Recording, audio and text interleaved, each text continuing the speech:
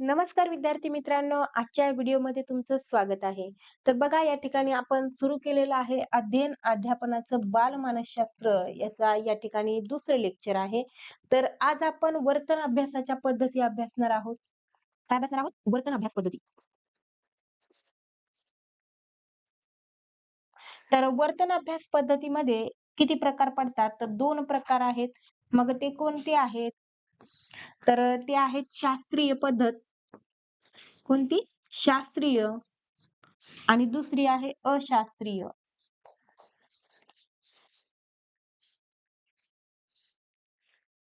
तर या ठिकाणी शास्त्रीय आणि अशास्त्रीय या 2 ज्या पद्धती आहेत, याच्यामध्ये पण काही प्रकार पडतात, यामध्ये पण काही प्रकार पडतात. याची आपण डिटेलमध्ये काय करणार आहोत, माहिती घेणार आहोत. ज्यावर की वारंवार प्रश्न विचारले जातात, ते आपण काय करणार आहोत, सविस्तर पाहणार आहोत. बघा, सुरुवात करूया. बघा विद्यार्थी मित्रांनो, या ठिकाणी आपण वर्तन अभ्यास पद्धती पाहत आहोत. तर बालकाची बुद्धिमत्ता, अभिरुची, अभिवृत्ती, कार्यशक्ती, वर्तन, विकास आणि व्यक्तिमत्व इत्यादींचा अभ्यास करणारी ही पद्धती आहे. आपण शिक्षक आहोत, आपल्याला एक विद्यार्थी घडवायचा आहे, तर तो विद्यार्थी नेमका काय आहे? म्हणजेच त्याची रुची कशामध्ये आहे? त्याची आवड काय आहे? तर तुम्हाला विद्यार्थी मित्रांनो या ठिकाणी माहिती आहे का, अभिवृत्ती म्हणजे काय? तर अभिवृत्ती म्हणजे एखादा व्यक्ती असेल, एखादा प्रसंग असेल, एखादी घटना असेल, सजीव असेल किंवा निर्जीव असेल, तर त्याविषयी एक ठामपणे आपल्या मनामध्ये जी काही गोष्ट ठरलेली असते, म्हणजे त्या एखाद्या व्यक्तीविषयी आपण ठाम जे काही मत बनवत असतो, त्यालाच काय म्हणतात, तर अभिवृत्ती असं म्हणतात. त्यानंतर बघा कार्यशक्ती, वर्तन, विकास या सर्वांचा अभ्यास आपल्याला वर्तन अभ्यास पद्धतीमध्ये करायचा आहे. तर याचे 2 प्रकार पडतात, ते आपण या ठिकाणी पाहणार आहोत. तर पहिली पद्धत आहे ती म्हणजे शास्त्रीय आणि दुसरी पद्धत आहे ती म्हणजे अशास्त्रीय.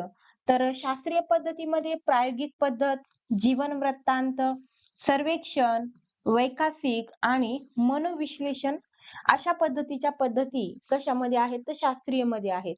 तर आपण प्रायोगिक पद्धती म्हणजे काय? तर डिटेलमध्ये पाहणार आहोत. जीवन वृत्तांत म्हणजे काय? त्याचबरोबर सर्वेक्षण. सर्वेक्षण म्हणजेच काय? तर एखाद्या घटनेची, एखाद्या गोष्टीची काय करणे? तर पाहणी करणे. तर वैचासिक म्हणजे काय? तर वाढ आणि विकास याच्याविषयीचा जो अभ्यास असतो, तो अभ्यास म्हणजे वैकासिक पद्धतीमध्ये येणार आहे. त्याच्यानंतर मनोविश्लेषण. मनोविश्लेषण म्हणजे विविध मनाचे, विविध भावनेचे लोकं असतात. तर त्यांचा अभ्यास किंवा त्यांचं विश्लेषण यामध्ये येईल. तर या झाल्या शास्त्रीय पद्धती. त्यानंतर आहेत अशास्त्रीय पद्धती. तर अशास्त्रीय पद्धतीमध्ये पर्यंक पद्धत आहे बघा. त्यानंतर आहे दंतकथा. तर पर्यंक पद्धत म्हणजे नेमकं काय? तर पर्यंक पद्धतीमध्ये कसं असतं, जे काही अनुभव घेतलेले असतात, म्हणजे त्याच्यामध्ये जे प्रयोग केलेले असतात, ते विश्वसनीय असतीलच असं नसतं. मग त्याच्यामध्ये बदलही घडू शकतात. त्यामध्ये एक प्रकारची विश्वसनीयता नसते किंवा जे काही काय केलेलं आहे, जे काही प्रयोग केलेला आहे, ज्या काही नोंदी घेतलेल्या आहेत, त्याच्यामध्ये बदल घडू शकतो. त्याच्यानंतर आहेत बघा दंतकथा. तर दंतकथा म्हणजे कसं, तर पूर्वापार चालत आलेल्या ज्या काही कथा असतात, त्याचबरोबर दंतकथेमध्ये काल्पनिकता असते. म्हणजे जे काही घडलेलं आहे, तेच त्याच्यामध्ये वर्तन म्हणजे एक प्रकारे बोललेलं नसतं, तर थोडंसं काय केलेलं असतं, अतिशयोक्ती त्याच्यामध्ये असतं. जे काही घडूच शकत नाही, अशा पण गोष्टी त्याच्यामध्ये असतात. पूर्वापार चालत असलेल्या पारंपरिक कथा त्याच म्हणजे पूर्वी कोणीतरी काय केलेल्या असतात आपल्याला सांगितलेल्या किंवा आपल्या आजी-आजोबाला सांगितलेल्या, मग त्यांना आपल्याला सांगितलेल्या, आपण आपल्या पुढच्या पिढीला सांगितलेल्या, अशा कथेचा त्याच्यामध्ये समावेश होतो. त्यानंतर आहे बघा आत्मनिरीक्षण. तर निरीक्षणाचे एकंदरीत 2 प्रकार पडतात. एक म्हणजे आत्मनिरीक्षण आणि दुसरं म्हणजे बाह्य निरीक्षण. तर अशा पद्धतीनं आपल्याला या आत्मनिरीक्षण पद्धतीचा अभ्यास करायचा आहे. ही पण पद्धत आपल्याला सविस्तर पाहायची आहे. तर या ज्या काही पद्धती आहेत, या सर्वच्या सर्व पद्धतीमध्ये सर्वात विश्वसनीय पद्धत किंवा अधिक उपयुक्त पद्धत जर कोणती असेल, तर ती आहे प्रायोगिक पद्धत. म्हणजे याच्या प्रायोगिक पद्धतीनं काढलेले जे काही निष्कर्ष आहेत, ते कसे असतात? वस्तुनिष्ठ असतात, विश्वसनीय असतात. अशा पद्धतीची जी काही पद्धत आहे, ती म्हणजे एकमेव ती आहे प्रायोगिक पद्धत. तर या ठिकाणी बघा जे.बी. वॅटसन यांनी प्रायोगिक पद्धती अधिक उपयुक्त असल्याचे सांगितलेले आहे. म्हणजे प्रायोगिक पद्धतीला अधिक महत्त्व कोणी दिलं असं जर तुम्हाला विचारलं तर त्या ठिकाणी ते जी.बी. वॅटसन यांचं नाव समोर येणार आहे. त्यानंतर आपण पाहूया बघा, तर या ठिकाणी आपण कुठल्या-कुठल्या पद्धतीचा सविस्तर अभ्यास करणार आहोत. तर पर्यंक पद्धत. तर आतापर्यंत पर्यंक पद्धत यावर कधीही प्रश्न विचारला गेला नव्हता. त्याविषयी कोणीही जास्तीची माहिती म्हणजे पुस्तकात सुद्धा त्याच्याविषयी जास्तीची माहिती दिलेली नाहीये. परंतु 2000 कितीला 25 ला म्हणजे आता जी मागं टी-ई-टीची परीक्षा झालेली आहे. म्हणजे आता 2025 ला जी टी-ई-टी पात्रता परीक्षा झालेली आहे, तर त्या पात्रता परीक्षेमध्ये काय केलेलं आहे, पर्यंक पद्धतीवर प्रश्न विचारण्यात आलेला आहे. मग पर्यंक पद्धत म्हणजे नेमकं काय हे आपल्याला माहीत असलं पाहिजे. तर मग त्या अनुषंगानं मी या ठिकाणी वैकसिक पद्धती पण यामध्ये ॲड केलेली आहे. म्हणजे जर आज पर्यंक पद्धतीवर प्रश्न विचारला, तर उद्या वैकसिक पद्धतीवर पण प्रश्न विचारला जाऊ शकतो. म्हणजे हे जे काही लेक्चर आहे ते तुमच्यासाठी अत्यंत महत्त्वाचं आहे. कारण की याच्यामध्ये ज्या पुस्तकात म्हणजे पुस्तकाच्या पलीकडे जाऊन आपण या ठिकाणी सर्वच्या सर्व माहिती याच्यामध्ये ॲड केलेली आहे. त्यानंतर बघा निरीक्षणमध्ये आपण आत्मनिरीक्षण आणि बाह्य निरीक्षण दोन्ही पद्धतीचा अभ्यास करणार आहोत. प्रायोगिक पद्धती, सर्वेक्षण पद्धती आणि जीवन वृत्तांत पद्धती या सर्वच्या सर्व पद्धती नेमक्या काय आहेत? अ, त्याचबरोबर कुठलीही गोष्ट असेल तर त्या गोष्टीचे फायदे आणि तोटे असतात. तर या सर्वच्या सर्व पद्धतीचे फायदे, तोटे या ठिकाणी आपण घेणार आहोत. तर सर्वात अगोदर आपण पर्यंक पद्धत घेत आहोत. कारण असं आहे, की यावर पहिल्यांदाच प्रश्न विचारण्यात आलेला आहे. त्यामुळं पुढच्या वर्षी सुद्धा याच्यावर प्रश्न विचारला जाऊ शकतो. त्यासाठी ही पद्धत मी म्हणेल खूप महत्त्वाची आहे. व्ही-आय-एम-पी आहे. बघा, या पद्धतीमध्ये व्यक्तीच्या खाजगी आयुष्यातील अनुभव, कौटुंबिक पार्श्वभूमी आणि सामाजिक संबंधाचा सखोल अभ्यास केला जातो. व्यक्तीचं जे काही खाजगी आयुष्य आहे. आपण म्हणता ना, की दुसऱ्याच्या खाजगी आयुष्यात काय करायची नाही, इंटरफेअर करायचं नाही, दखल द्यायची नाही. परंतु या पद्धतीमध्ये काय केलं जातं, तर व्यक्तीच्या खाजगी अनुभव, खाजगी गोष्टी, त्याचबरोबर कौटुंबिक पार्श्वभूमी काय आहे, तर याचा सखोल अभ्यास केला जातो. त्यानंतर काढलेले निष्कर्ष नेहमीच प्रयोगावर आधारित नसतात. तर ते व्यक्तीच्या अनुभवावरून काढलेले तर्क असतात. म्हणजे प्रयोगावर आधारित नसतात यातून काढलेले निष्कर्ष. ही पण महत्त्वपूर्ण गोष्ट आहे. त्यानंतर बघा,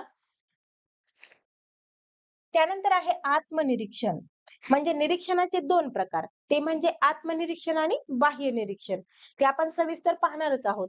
तर सुरुवातीला आपण काय पाहत आहोत, तर आत्मनिरीक्षण पाहत आहोत.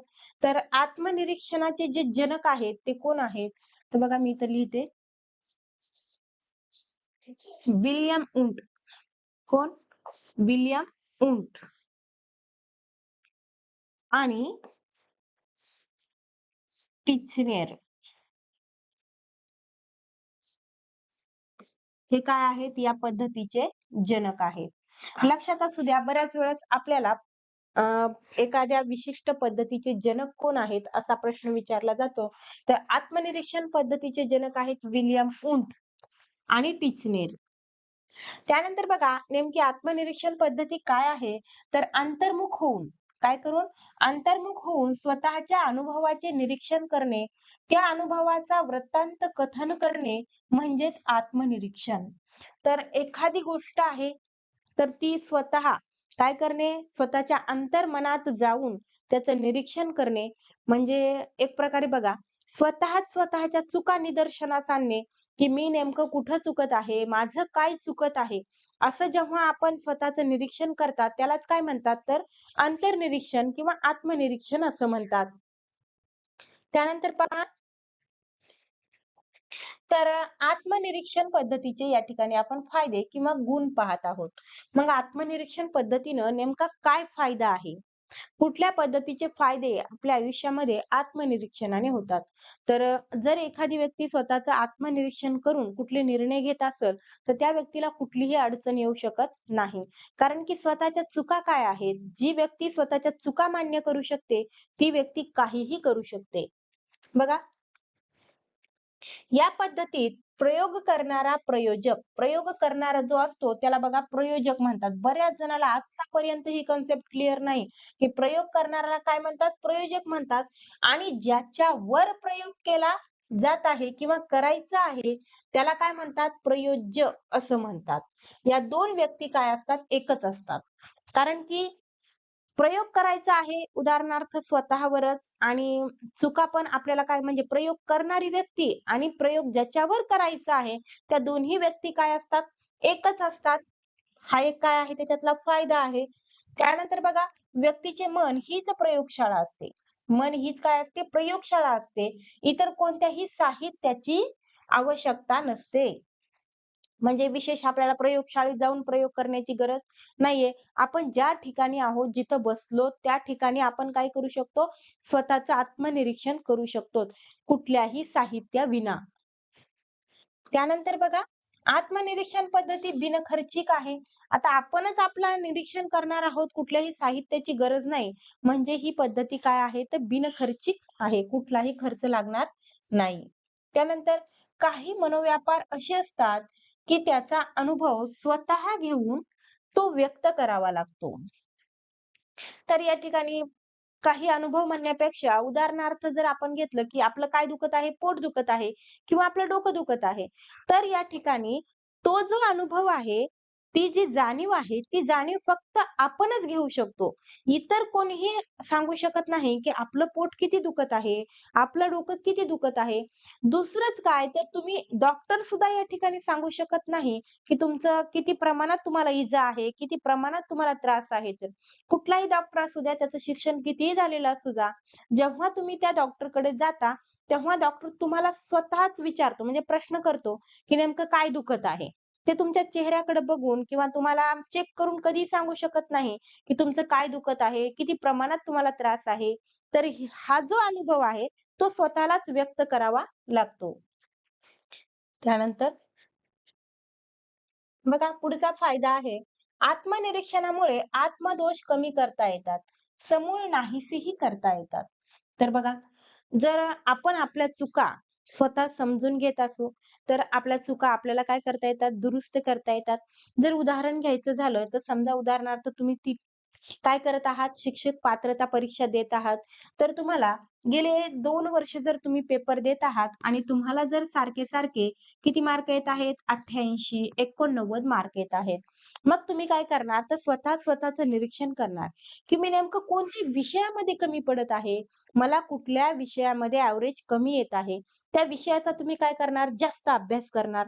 आता जी काही 2026 ला पेपर होणार आहे, त्याच्यामध्ये तुम्ही काय करणार? त्या विषयाकडे जास्त लक्ष केंद्रित करणार. त्याचबरोबर अगोदरच्या विषयांकडे पण जे तुमचं लक्ष होतं ते व्यवस्थित ठेवणार. म्हणजेच तुम्ही ह्या वेळेस काय करणार? तर 90 प्लस करणार.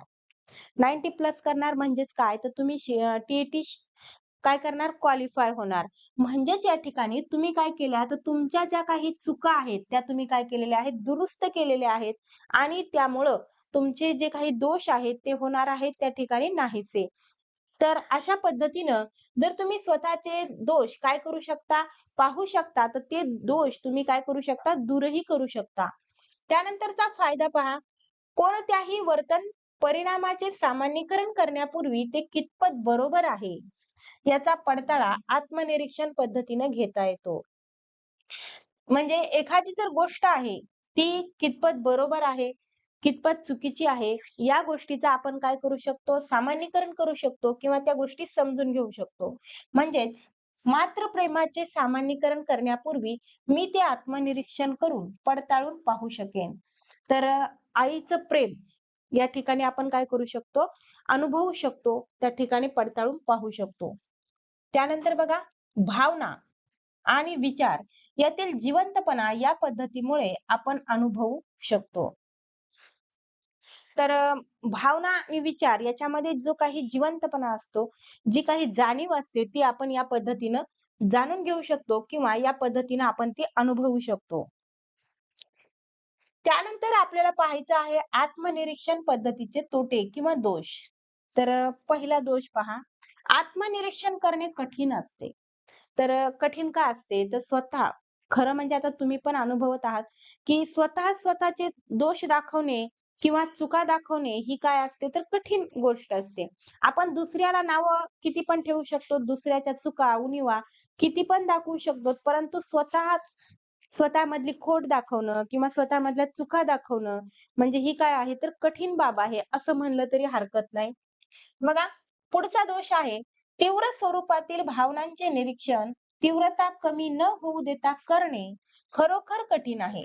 आपण संतापलो आहोत. या संतप्त अवस्थेची तीव्रता कमी न होऊ देता निरीक्षण कसे करणार? आनंदमय अवस्थेचे निरीक्षण करताना आनंदाची अवस्था जशाची तशी कशी टिकणार? तर बघा, एकतर प्रयोग करणारा आणि ज्याच्यावर प्रयोग करायचा त्या दोन्ही व्यक्ती एकच आहेत. मग जर समजा उदाहरणार्थ आपल्याला खूप राग आलेला आहे, मग त्या रागाची तीव्रता कमीही होऊ द्यायची नाही आणि त्या ठिकाणी त्याचं निरीक्षणही करायचं आहे. तर अशा पद्धतीने म्हणजे आपल्या भावना त्या ठिकाणी काय होणार आहेत, तर समान राहणार नाहीयेत. एकतर आपल्या रागाची तीव्रता कमी झाल्याच्या नंतर आपण त्याची नोंद घेणार.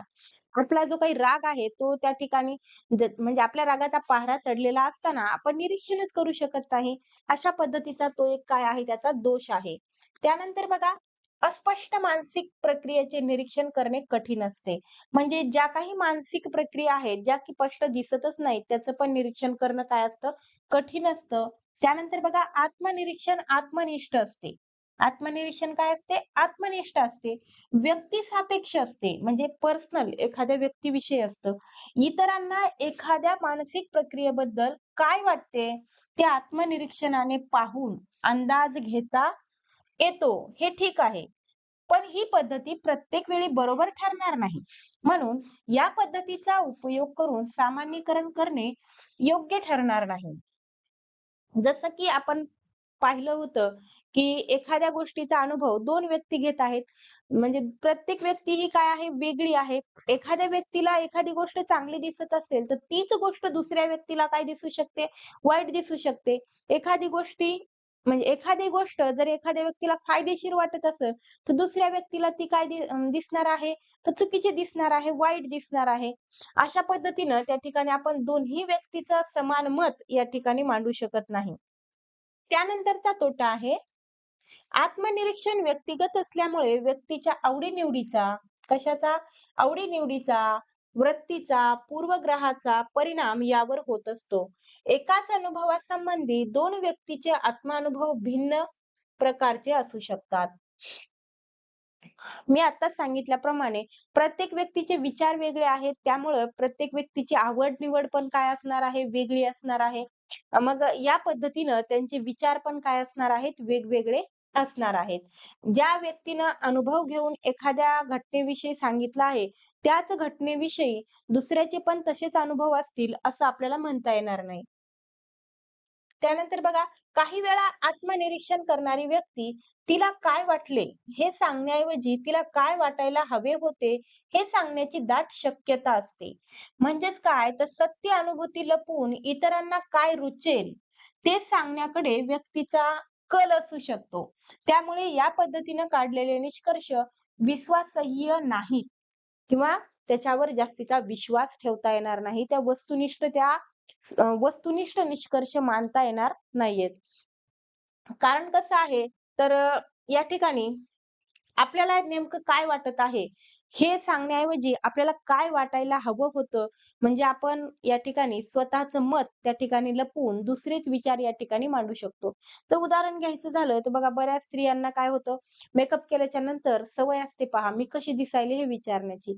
मग त्यांना जर खूपच जास्तीचा मेकअप केला असेल, तर आपल्याला या ठिकाणी ती दिसायला भलेही आपल्याला ती एक डायन दिसत असेल, भुतीन दिसत असेल, परंतु आपल्याला म्हणावं कसं लागतं, की वाह! खूप छान. अशा पद्धतीचा आपल्याला प्रतिक्रिया द्याव्या लागतात. म्हणजे त्या व्यक्तीला आवडेल अशा पद्धतीचं आपल्याला बोलावं लागतं. म्हणजे आपलं जे मत आहे ते आपल्याला लपवून ठेवावं लागतं. म्हणजे खऱ्या गोष्टी त्या ठिकाणी लपवल्या जातात आणि खोट्या गोष्टी पुढे येतात. ही पण काय आहे एक प्रकारची मर्यादा आहे. त्यानंतर पहा, अबोध मनात दडलेल्या भावनांचा आणि वासनांचा आत्मनिरीक्षण पद्धतीनं अभ्यास करता येत नाही. त्यानंतर आत्मनिरीक्षण पद्धतीनं एकाच वेळी एकाच इंद्रियाकडून 2 भूमिका वटवण्याची अपेक्षा केली जाते.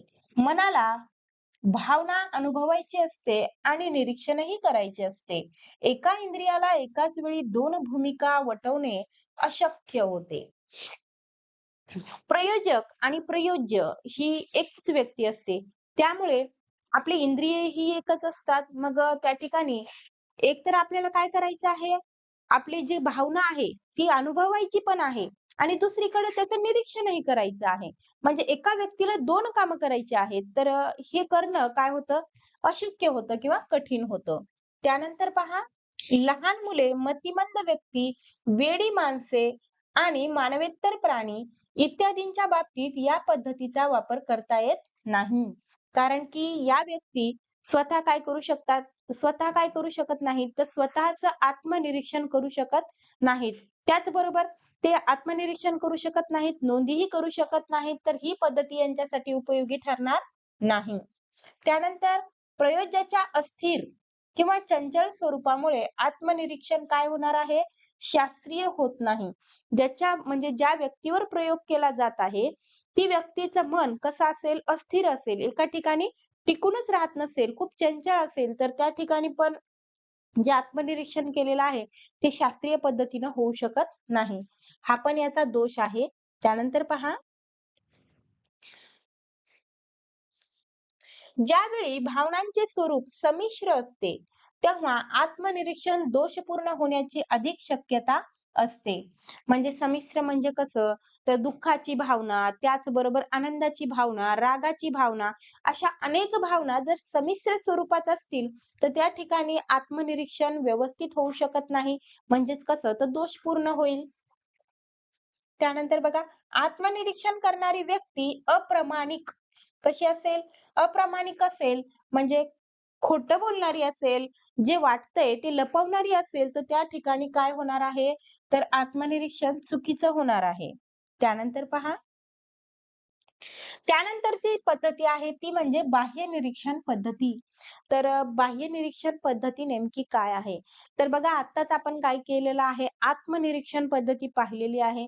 तर काही ज्या घटना, घडामोडी असतात जसं की भूकंप असेल, दारिद्र्य असेल, त्याचबरोबर विविध ज्या काही नैसर्गिक घटना असतात, या नैसर्गिक घटना आपल्याला कुठेही घडवून आणता येत नाहीत आणि त्याचा अनुभव घेता येत नाही. त्यामुळं ज्या ठिकाणी ह्या नैसर्गिक घटना घडलेल्या आहेत, त्या ठिकाणी जाऊन काय करणे, निरीक्षण करणे. अशा अशा पद्धतीचा अवलंब जेव्हा केला जातो, तेव्हा त्याला काय म्हणतात, तर बाह्य निरीक्षण पद्धती असं म्हणतात. म्हणजे बघा, या ठिकाणी एक गोष्ट लक्षात ठेवा, की बाह्य निरीक्षण पद्धतीलाच काय म्हणतात, तर वस्तुनिष्ठ निरीक्षण असं देखील म्हणतात. म्हणजे परीक्षेमध्ये बऱ्याच वेळेस बाह्य निरीक्षण पद्धती त्याला न म्हणता काय केलं जातं, तर वस्तुनिष्ठ पद्धती असं म्हटलं जातं. मग तेव्हा आपल्याला काय वाटतं, काहीतरी वेगळंच वाटतं. म्हणजे काही वेळेस कसं होतं, तर शब्दाचा अर्थ न कळाल्यामुळं आपला त्या ठिकाणी मार्क जात असतो. तर बघा, वस्तुनिष्ठ पद्धती आणि बाह्य निरीक्षण पद्धती एकच आहे ते नाव. बघा, बाह्य निरीक्षण किंवा वस्तुनिष्ठ निरीक्षण करताना गोष्टीविषयी खबरदारी घ्यावी. तर कोणत्या अशा गोष्टी आहेत, की ज्याच्याविषयी आपल्याला काय करायची आहे, खबरदारी घ्यायची आहे? ते पाहूयात. आपल्याला याच्यावर पण प्रश्न विचारला जाऊ शकतो, की वस्तुनिष्ठ निरीक्षण करताना कुठल्या गोष्टीची खबरदारी घेतली पाहिजे? तर त्या गोष्टी आहेत, बघा पहिली गोष्ट, वस्तुनिष्ठ निरीक्षण हे योग्य प्रकारे करावे. त्यानंतर आहे, योग्य निरीक्षणानंतर त्याच वेळी काय करावी, नोंद केली पाहिजे. म्हणजे कुठल्याही पद्धतीचा वेळ न घालवता लगेच नोंदी केल्या पाहिजेत. त्यानंतर निरीक्षण करताना निरीक्षकाची तटस्थतेची भूमिका असली पाहिजे. म्हणजे आपण ज्याचं निरीक्षण करत आहोत, त्याच्याकडं म्हणजे त्याच्याविषयी चांगलं मत ठेवून आपल्याला काय करायचं नाही, नोंद करायची नाही किंवा वाईटही मत ठेवून काय करायचं नाही, नोंद करायची नाही.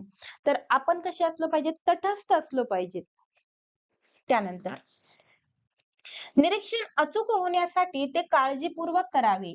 म्हणजे आपण कुठल्याही अनेक गोष्टी त्या ठिकाणी करत निरीक्षण नाही करायचं. तर आपलं सगळं फोकस कशाकडे असलं पाहिजे? आपण ज्याचं निरीक्षण करत आहोत त्याच्याकडं असलं पाहिजे. म्हणजे निश्चितच ते काय होणार आहे? योग्य होणार आहे, अचूक होणार आहे. त्यानंतरचं पहा, निरीक्षण करणाऱ्या व्यक्तीची ज्ञानेंद्रिय संस्कारक्षम असावी लागतात. केवळ ज्ञानेंद्रिय संस्कार क्षम असून भागत नाही, तर निरीक्षण कशाचे करायचे आणि कसे करायचे याचे प्रशिक्षण निरीक्षकास दिलेले असले पाहिजे. म्हणजे ती व्यक्ती काय असली पाहिजे? निरीक्षण करणारी व्यक्ती तज्ञ असली पाहिजे. नेमकं कशाचं निरीक्षण करायचंय? नेमका कुठला उद्देश आपल्याला साध्य करायचा आहे? या सर्व गोष्टी त्यानं अगोदरच काय केल्या पाहिजेत? तर ठरवून ठेवलेल्या पाहिजेत. त्यानंतर बघा, निरीक्षण करून नोंद घेताना निष्काळजीपणा होता कामा नये. तर कुठल्याही पद्धतीची निष्काळजी न करता योग्य ती नोंद केली पाहिजे. त्यानंतर निरीक्षणावर पूर्वग्रह, आवड-निवड इत्यादीचा परिणाम होऊ नये. मग आपल्याला कसं आवडतं, आपलं मत मांडण्यामध्ये किंवा एखाद्या व्यक्तीचं आपण निरीक्षण करत आहोत, तर त्या व्यक्तीविषयी आपला जर काही पूर्वग्रह असेल, की ती व्यक्ती खोटं बोलते किंवा चुकीचं वागते, असा पूर्वग्रह त्या ठिकाणी काढून त्या ठिकाणी आपल्याला निरीक्षण करायचं आहे. त्याचबरोबर त्याचं निरीक्षण करत असताना आपल्या आवडी टाकायच्या नाहीयेत. तर बघा, बाह्य निरीक्षण पद्धती किंवा वस्तुनिष्ठ निरीक्षण पद्धतीतील अडचणी काय आहेत? तर या अडचणी पण लक्षात घेतल्या पाहिजेत. या अडचणीमुळं जे काही निरीक्षण करत आहोत आपण, ते योग्य न होता अयोग्य होतं. तर मग ते कुठल्या गोष्टी आहेत? तर पहिली गोष्ट आहे, एखाद्या घटनेचे निरीक्षण न करणे. म्हणजेच काय? तर अनिरीक्षण. आपल्या समोर आपण निरीक्षण करायला बसलो आहोत, परंतु काही घटना आहेत, त्याचं आपण निरीक्षणच करत नाही आहोत. म्हणजे ते आपण अव्हॉइड करत आहोत. ते म्हणजे काय झालं? तर अनिरीक्षण झालं. त्यानंतर बघा, एखाद्या घटनेचे अपनिरीक्षण म्हणजे काय? तर चुकीचे निरीक्षण. म्हणजे आपण पाहत तर आहोत, परंतु त्याचा एक वेगळाच आपण अर्थ काढत आहोत. जसं की बाजूलाच काय झाले, आपण वर्गात इथं बसलोत आणि वर्गात काय करत आहेत, 2-3 मुली एकमेकीचे केस ओढत आहेत. केस ओढून त्या काय करत आहेत, भांडणं करत आहेत त्या ठिकाणी. परंतु आपण इथं बसल्या-बसल्या काय निष्कर्ष लावत आहोत, की ते काय करत आहेत, खेळत आहेत. तर हे काय झालं, एक प्रकारे चुकीचं निरीक्षण झालं. त्यानंतर बघा, निरीक्षणात व्यक्तिनिष्ठता येणे. बघा, त्यानंतरचा अडचण कोणती आहे? तर निरीक्षण करताना ज्याचे निरीक्षण करायचे आहे, त्याचे अनुभव व आपले अनुभव यातील फरक लक्षात न घेणे. तर प्रत्येकाचा अनुभव काय असणार आहे? वेगळा असणार आहे. मग पुढच्याचे अनुभव आणि आपले अनुभव याच्यामध्ये काय असणार आहे? फरक असणार आहे. तर तो फरक आपल्याला काय करावा लागणार आहे? या ठिकाणी लक्षात घेतला पाहिजे. कारण प्रत्येक व्यक्तीचे विचार वेगळे आहेत, त्याचबरोबर अनुभवही वेगळे असणार आहेत. त्यानंतर पहा, वस्तुनिष्ठ निरीक्षण पद्धतीचे या ठिकाणी आपण फायदे पाहणार आहोत. तर प्रत्येक गोष्टीला जशा चांगल्या गोष्टी असतात, तशाच वाईटही म्हणजे जशी चांगली बाजू असते, तशीच वाईटही बाजू असते. तर आपण सुरुवातीला चांगल्या बाजू पाहणार आहोत, बाह्य निरीक्षण पद्धतीच्या. बघा विद्यार्थी मित्रांनो, या ठिकाणी पहिला फायदा आपण पाहत आहोत. या पद्धतीने नैसर्गिक वर्तनाचा वस्तुनिष्ठ अभ्यास करता येतो. तर बाह्य निरीक्षण पद्धतीनं जे काही नैसर्गिक घडामोडी आहेत, जसं की मी तुम्हाला सुरुवातीलाच सांगितलं, भूकंप असेल, दारिद्र्य असेल, त्याचप्रमाणे ज्या काही घटना घडामोडी होत आहेत, त्याचा आपल्याला वस्तुनिष्ठ अभ्यास या ठिकाणी करता येतो. त्यानंतर बघा, लहान मुले, मतिमंद मुले, मतिमंद मुले, मनोविकृत असणारी माणसे यांच्या अभ्यासासाठी वस्तुनिष्ठ निरीक्षण पद्धती योग्य आहे. जसं की आपण आत्मनिरीक्षणमध्ये पाहिलं होतं, की आत्मनिरीक्षण अशा पद्धतीच्या व्यक्ती करू शकत नाहीत. मतिमंद असतील, वेडे माणसं असतील, त्याचबरोबर लहान मुलं. परंतु ही बाह्य निरीक्षण पद्धती यांच्यासाठी काय आहे? उपयुक्त आहे. म्हणजे हा काय झाला? फायदा झाला. त्यानंतर या पद्धतीत निरीक्षण करण्यासाठी विविध साधनांचा वापर करता येतो. त्यामुळे वारंवार निरीक्षण करता येते, तुलनाही करता येते. तर आत्मनिरीक्षण पद्धतीनं आपल्याला कुठल्याही साधनांचा उपयोग करायचा नव्हता किंवा करता येत नव्हता. परंतु यामध्ये विविध साधनांचा उपयोग करता येतो. त्याचबरोबर 2 गोष्टींमध्ये आपल्याला तुलना करता येते. त्यामुळे ही पद्धत अधिक उपयुक्त ठरत आहे. या पद्धतीने मानव व प्राणी यांच्या सामाजिक अभ्यास आपल्याला करता येतो. म्हणजे आत्मनिरीक्षण पद्धतीमध्ये प्राण्यांचा वगैरे अभ्यास करता येत नव्हता. मग समाजामध्ये नेमका माणूस आणि प्राणी यांची आपल्याला तुलना करून अभ्यास या ठिकाणी करता येणार आहे. त्यानंतर पहा, या पद्धतीत आधुनिक साधनांचा उपयोग करून अचूकता आणता येते. जसं की आत्मनिरीक्षण पद्धतीमध्ये आपल्याला कुठल्याही साधनांचा उपयोग करता येत नव्हता. परंतु याच्यामध्ये आपल्याला विविध साधनांचा उपयोग करता येणार आहे. म्हणजे एक प्रकारची अचूकता म्हणजेच योग्य दिशेनं आपल्याला निरीक्षण करता येणार आहे. तर यानंतर आपण बाह्य निरीक्षण पद्धतीच्या मर्यादा पाहणार आहोत. म्हणजे त्यामध्ये काय चुकीच्या गोष्टी आहेत? तर बघा, निरीक्षण पद्धतीने व्यक्तीच्या केवळ बाह्य वर्तनाचे निरीक्षण करणे शक्य असते. बाह्य निरीक्षणावरून निष्कर्ष काढले जातात. बाह्य निरीक्षण हे जरी आंतरिक प्रेरणांचे व भावनांचे प्रगटीकरण असले, तरी सर्वच आंतरिक वर्तन घटकांचा अभ्यास या पद्धतीनं करता येत नाही. म्हणजे जी काही व्यक्ती वरून दिसत आहे, काय दिसत आहे आपल्याला व्यक्ती वरून दिसत आहे, तशीच व्यक्ती ती मनातून असेल किंवा अंतर्मनातून ती व्यक्ती तसंच असेल, की असं आपल्याला सांगता येत नाही. कारण खरी व्यक्ती काय आहे, स्वतः आपण किती पाण्यात आहोत ते आपल्यालाच माहीत असतं. अशा पद्धतीनं म्हणजे हा काय झाला तर या ठिकाणी दोष झालेला आहे. त्यानंतर बघा, ज्या व्यक्तीचे किंवा प्राण्याचे निरीक्षण करायचे त्यावर आपला ताबा नसतो. म्हणजे आपण कुठल्या व्यक्तीचं निरीक्षण करत आहोत, तर त्याला एका विशिष्ट वातावरणात ठेवून आपण त्याचं निरीक्षण करू शकत नाही. म्हणजे त्याला आपण ताब्यात ठेवू शकत नाही. त्यानंतर निरीक्षण पद्धतीत वर्तन कोणते घडले याची नोंद घेता येते. पण विशिष्ट वर्तन का घडले याचे स्पष्टीकरण देता येत नाही. तर बघा, एखादा विद्यार्थी असेल आणि तो वर्गामध्ये काय करत नसेल, अभ्यास करत नसेल, हे आपल्याला दिसत आहे. त्याचबरोबर त्याची कुठल्याही पद्धतीने प्रगती होत नाहीये, हे सुद्धा आपल्याला दिसत आहे. परंतु ते असं का वागत आहे? तो अभ्यास का करत नाही? त्याच्यामध्ये प्रगती का होत नाही? हे आपल्याला त्या ठिकाणी पाहता येत नाही किंवा त्या ठिकाणी आपल्याला स्पष्ट करता येत नाही. त्यानंतर पुढचा दोष आहे, निरीक्षकाचे पूर्वग्रह, आवडी यांच्यापासून पूर्णपणे अलिप्त असणे निरीक्षकाला कठीण असते. निरीक्षण संपूर्णपणे वस्तुनिष्ठ राहू शकत नाही. तर जो काही निरीक्षण करणारा व्यक्ती आहे, तर तो त्या ठिकाणी आपल्या आवडी आपले पूर्वग्रह त्याच्यामध्ये काय करत असतो? मिक्स करत असतो. आपल्या मनाने त्याचे काय करत असतो? अनुमान लावत असतो, स्पष्टीकरण करत असतो, नोंदी घेत असतो. तर त्यामुळे काय होत आहे? ही पद्धती वस्तुनिष्ठ त्या ठिकाणी आपल्याला म्हणता येणार नाही. त्यानंतर बघा, सतत निरीक्षण करणे ही कृती कष्टदायी आणि कंटाळा येणारी आहे. सतत निरीक्षणामुळे निरीक्षक काय होतो? थकून जातो. त्यामुळे निरीक्षणावर त्याचा काय होतो? तर चुकीचा परिणाम होतो. म्हणजे सारखं-सारखं निरीक्षण किती वेळ करणार आहे? प्रत्येक गोष्टीचं निरीक्षण करून एक वेळेस काय होणार आहे? निरीक्षक जो आहे तो थकून जाणार आहे आणि तो थकल्याच्या नंतर तो निरीक्षण करणार नाही आणि त्यावेळेस ज्या काही घटना, घडामोडी घडलेल्या आहेत, तर त्याचं निरीक्षण न झाल्यामुळं या ठिकाणी ते योग्य ते निरीक्षण होणार नाहीये. तर बघा या ठिकाणी आत्मनिरीक्षण आणि बाह्य निरीक्षण या पद्धती परस्पर पूरक आहेत. म्हणजे ते एकमेकाला अनुसरून आहेत. या पद्धतीत प्रयोगाचा वापर केला जात नसल्यामुळे या पद्धती कशा आहेत? तर अप्रायोगिक पद्धती म्हणतात. तर या पद्धतीमध्ये कुठल्याही पद्धतीचे प्रयोग होत नाहीत. त्यामुळे ही अप्रायोगिक पद्धत आहे. अप्रायोगिक आहेच म्हणजेच कशी? तर त्याला वस्तुनिष्ठ म्हणता येणार नाही. त्याचबरोबर ती एकदम काटेकोर त्याचे निष्कर्ष निघणार नाहीयेत. तरी सुद्धा म्हणजे हा काय झाला याचा दोष झाला. तरी सुद्धा जी.बी. वॅटसन हे जे काही वर्तनवादी मानसशास्त्रज्ञ आहेत, तर यांना काय म्हटलेलं आहे, तर ही पद्धती अधिक उपयुक्त असल्याचं काय केलेलं आहे, दाखवून दिलेलं आहे. त्यानंतर पहा, पुढची पद्धती आहे ती म्हणजे वैकासिक पद्धती. तर वैकासिक पद्धती म्हणजे नेमकं काय? तर ही पद्धती याच्यामुळे ॲड केलेली आहे, कारण की 2025 ला पर्यंक पद्धतीवर काय झालेलं आहे, प्रश्न विचारण्यात आलेला आहे.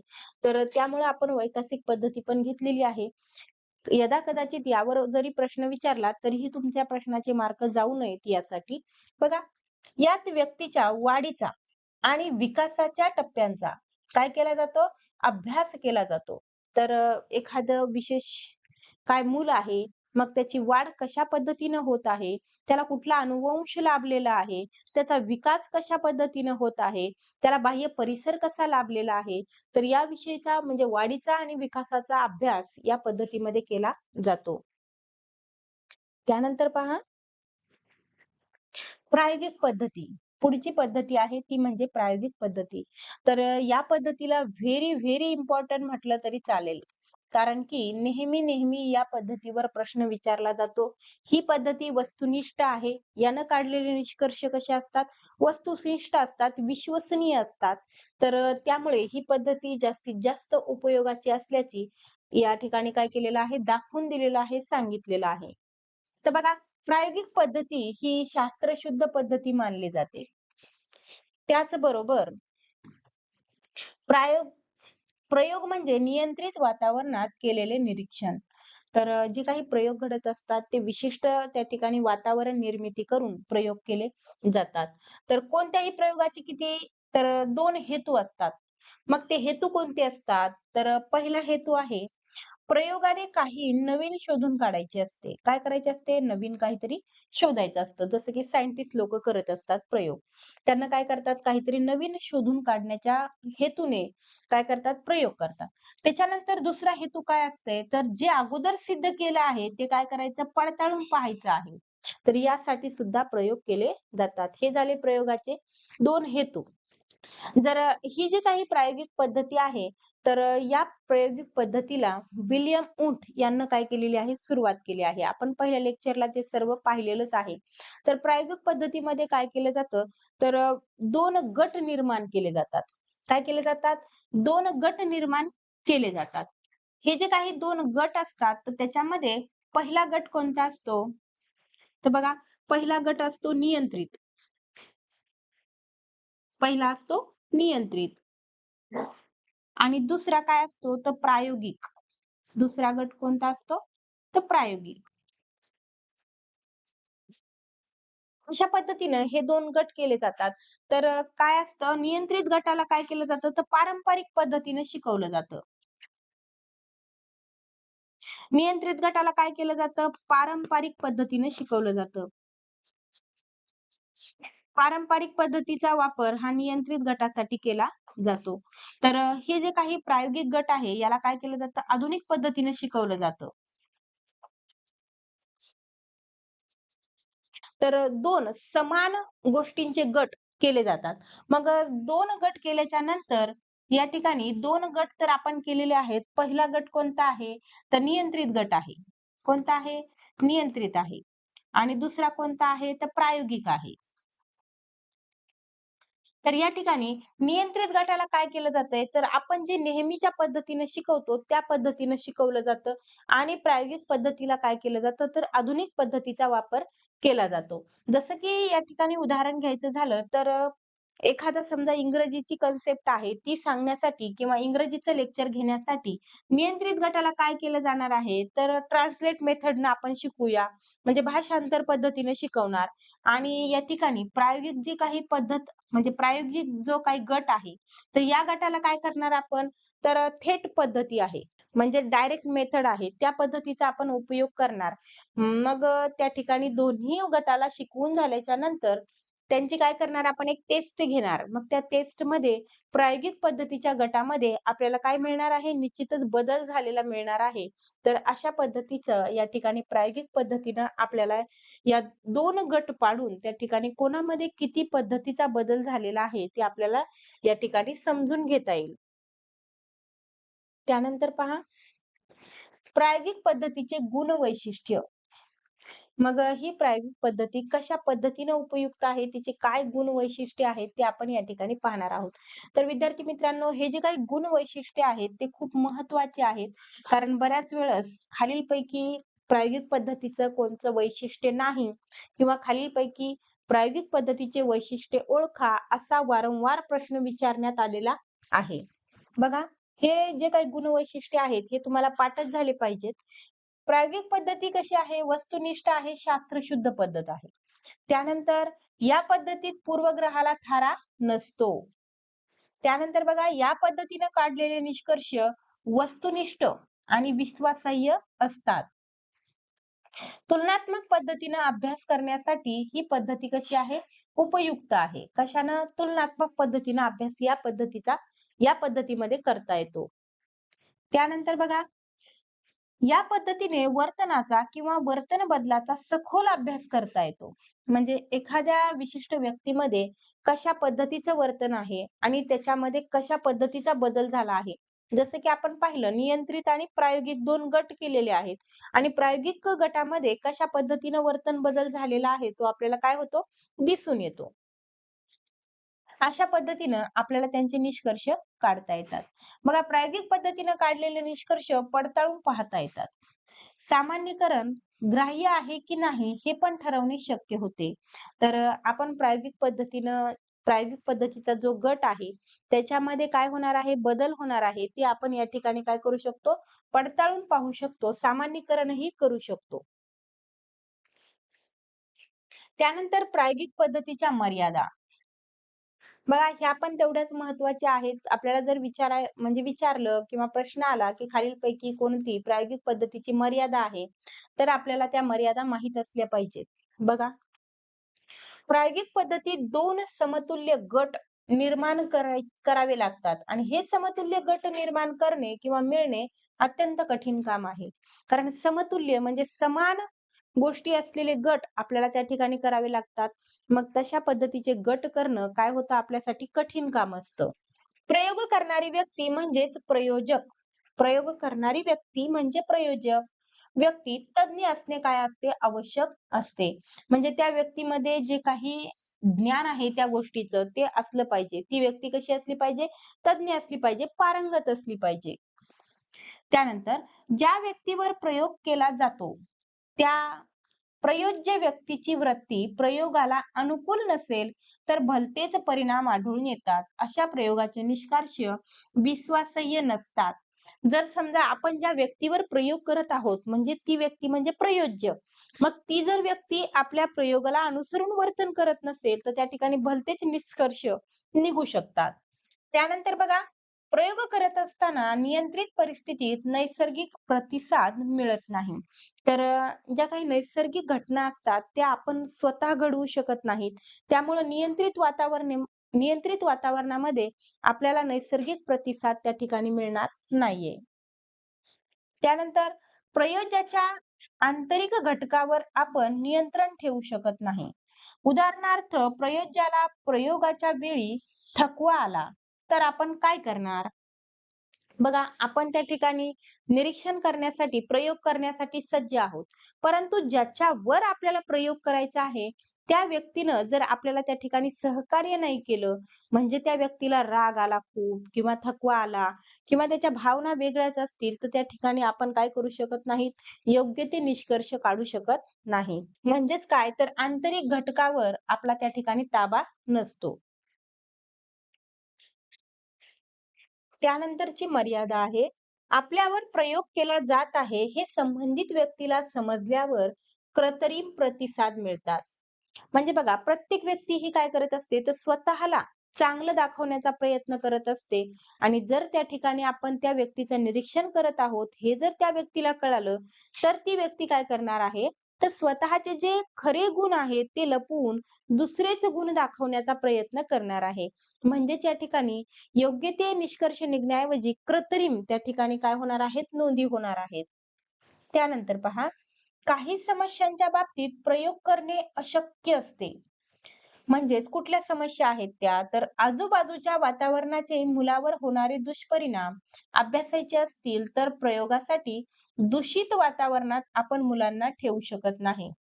तर बघा, एखादं दूषित वातावरण असेल, तर तिथं ठेवल्याच्या नंतर मुलावर नेमके काय परिणाम होतात, हे अनुभवण्यासाठी आपण दूषित वातावरणामध्ये मुलांना ठेवू शकत नाही. म्हणजे ही काय झाली, एक मर्यादा झाली. त्यानंतर बघा, प्रायोगिक पद्धती ही अधिक खर्चाची व वेळ खाणारी आहे. तर नियंत्रित वातावरण निर्माण करा, विविध साधनांचा उपयोग करा. तर या सर्व गोष्टीसाठी वेळही लागणार आहे आणि खर्चही होणार आहे. प्रायोगिक पद्धतीत विद्यार्थी, शिक्षक, पालक, नागरिक यांचे सहकार्य अपेक्षित असते. ते सहकार्य प्रत्येक वेळी मिळेलच असे सांगता येत नाही. तर बघा, या ठिकाणी अनेक घटकांचा उपयोग लागतो, अनेक व्यक्तींचा उपयोग लागतो. तर ते सर्वच्या सर्व आपल्याला अवेलेबल असतीलच असं सांगता येत नाही. त्यामुळं ही पण काय आहे, त्याच्यातील मर्यादा आहे. त्यानंतरची मर्यादा, मानवी जीवन इतके गुंतागुंतीचे आहे, की प्रयोगशाळेत गुंतागुंतीची परिस्थिती निर्माण किंवा परिस्थिती व वर्तन निर्माण करणे कठीण असते. तर माणसाचं जीवन जसं आहे, त्या पद्धतीनं प्रयोगशाळेमध्ये वातावरण निर्माण करणं म्हणजे ही खरोखरच गुंतागुंतीची प्रक्रिया आहे आणि ती आपण करू शकत नाही. त्यामुळं हा पण काय झाला त्याचा दोष झाला. त्यानंतर प्रायोगिक पद्धतीत इतर सर्व घटक नियंत्रित ठेवून फक्त एक घटक बदलता ठेवावा लागतो. परंतु वर्तन प्रभावित करणारे सर्व घटक नियंत्रित करणे बऱ्याच वेळेस काय होत नाही, शक्य होत नाही. म्हणजे कुठला एक घटक फक्त नियंत्रित ठेवायचा आहे, दुसऱ्यावर आपल्याला प्रयोग करायचा आहे, तर अशा घटना करणं म्हणजे काय असतं, तर कठीण काम असतं. ते बऱ्याच वेळेस होऊ शकत नाही. त्यानंतर मानव आपल्या भावना लपवू शकतो. लपवलेल्या भावना दिसून येतही नाहीत. याचा परिणाम प्रयोगाच्या निष्कर्षावर होतो.